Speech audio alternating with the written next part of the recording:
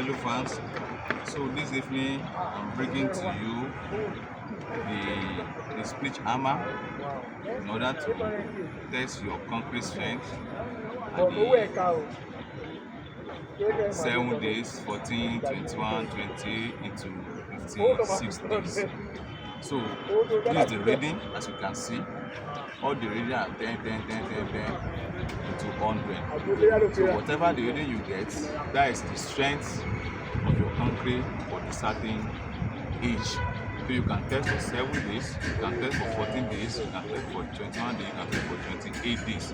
So that's what they call split hammer. So you will be hitting on the survey. Then this instrument is good for any vertical member, be the color or the shear wall.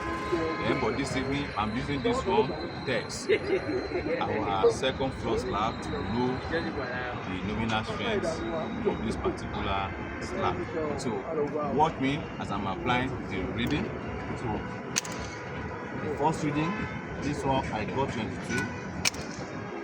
This one gave me 18, this one 20. So out of it now, when you say average of the thing now, you have 22, 18 and 20. So the nominal strength for this particular area is 20 square. Thank you, keep on following up.